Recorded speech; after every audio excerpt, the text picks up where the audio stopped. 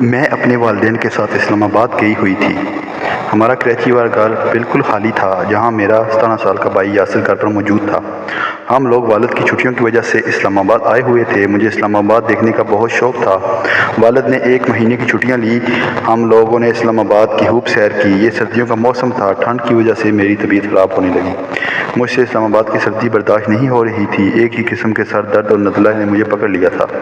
تبھی میں نے فیصلہ کیا کہ مجھے گھر واپس جانا چاہیے۔ میری امی نے مجھے خالہ کے ساتھ واپس گھر بھیج دیا، کیونکہ میرے والد اور والدہ وہاں کچھ دن مزید رکنا چاہتے تھے۔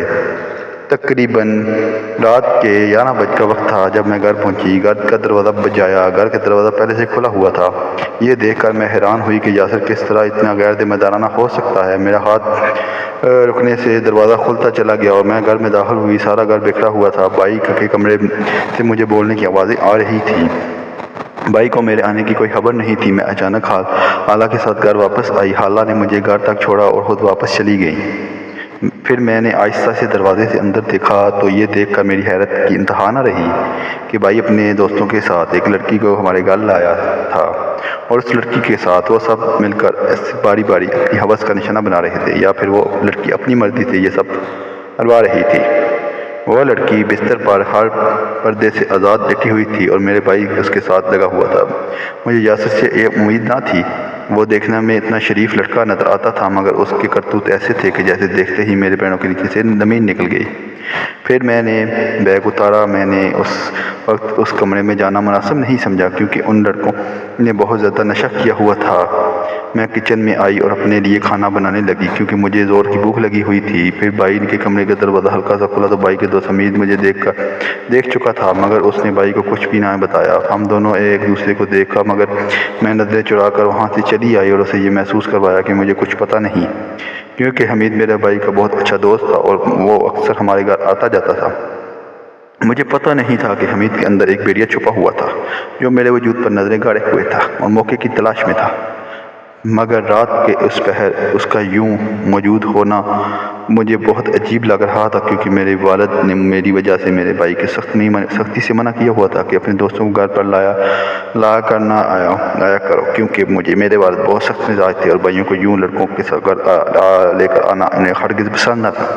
والد ہمیشہ مجھے کہا کرتے تھے کہ جب میرے بھائی کا کوئی دوست دروازے پر آئے تو میں ہرگز دروازے پر نہ جاؤں اور اپنا دوپٹہ سر پر لے لوں۔ میں نے کمرے میں آ کر کھانا کھایا اور اپنے موبائل چلانے لگی۔ تبھی آہستہ سے میرا دروازہ کھلا اور حمید اندر چلا آیا۔ حمید بہت عجیب حالت میں تھا۔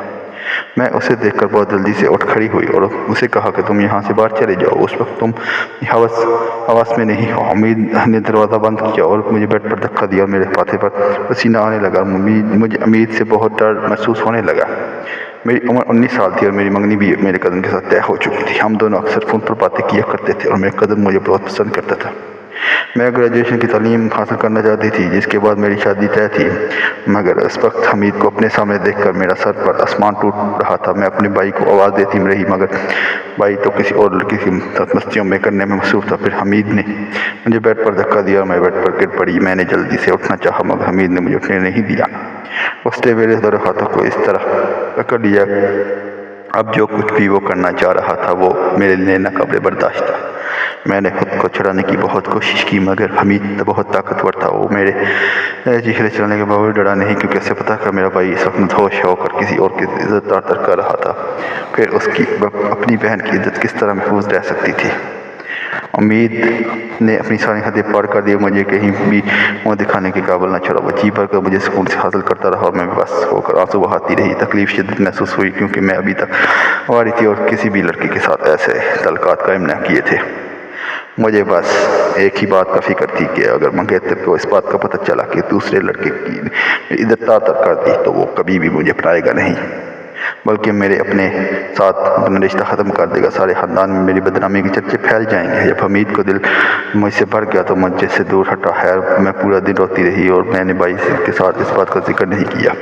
اگلی رات پھر حمید میرے کمرے میں آیا۔ اس نے مجھے دو بازو سے پکڑ کر ہٹ پر گیر لیا۔ پھر پچھلی رات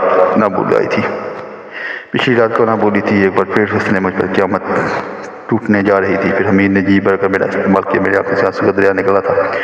میں بہت مجبور ہو گئی تھی۔ جب حمید کا مجھ سے دل بھر گیا تو اس نے میرے کپڑے اٹھا کر میرے منہ پر مار دیے۔ اس کے بعد وہ یہاں سے چلا گیا۔ میں نے حمید کو کی گئی ذاتی بہت پر سمٹانے لگی، مگر یہ داغ اتنے گہرے تھے کہ پانی سے جانے کا نام نہیں لے رہے تھے، جنہوں نے میری روح تک کو چھلنی کر دیا تھا۔ میں نے جلدی سے اپنی ماں کو کال کی، ان کو کہا کہ میری طبیعت صحیح نہیں ہے، پلیز آپ جلدی کر آ جائیں۔ دوسرے ہی دن شام ہوتے ہی گھر والے آ چکے تھے۔ میرے لیے بہت زیادہ پریشان تھے۔ مجھے ڈاکٹر کے پاس لے جایا گیا۔ ڈاکٹر نے میرا معائنہ کیا۔ میں شدید بخار میں مبتلا تھی، مگر میری درد کسی کو نظر آنے والا نہیں تھا۔ کس طرح اپنی ماں کو یہ ساری قیامت جو گزری بتاتی۔ جب میرے والدین گھر آئے تو میرے دل کو کچھ تسلی ہوئی، مگر میری دنیا اجڑ چکی تھی۔ میرا بھائی جن غلط کاموں سے نکل پڑا تھا، ان کی سب کی سزا آخر کار مجھے مل چکی تھی، کیونکہ یہ دنیا مکافات عمل ہے۔ مکافات عمل ہمیشہ ہوکر رہتا ہے۔ 2 مہینے کے بعد ایک اور قیامت مجھ پر گزری تھی، جب میری طبیعت خراب ہونے لگی اور ماں مجھے ڈاکٹر کے پاس لے گئی۔ پتہ چلا کہ میں بغیر شادی کے ماں بننے والی ہوں۔ یہ بات میرے ساتھ ساتھ میری ماں پر بھی قیامت بن کر گزری تھی۔ گھر آ کر میں نے اپنی ماں کو کچھ بتانا چاہا، مگر میری ماں کو یہ غلط فہمی تھی کہ شاید یہ میری ہی غلطی ہے۔ پھر میں نے اپنی ماں کو اس رات کا سارا واقعہ بتایا۔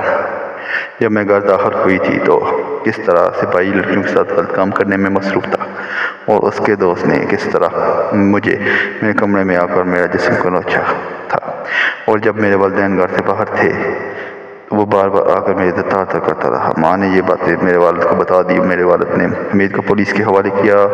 حمید اب اپنے حصے کی سزا کاٹ رہا ہے، مگر جو کچھ میرے گزر چکی ہے وہ زندگی میں کبھی نہیں بھول سکتی۔ دوستو، اگر آپ کو میری ویڈیو اچھی لگی ہو تو ہمارے چینل کو سبسکرائب کریں اور ویڈیو کو لائک کریں۔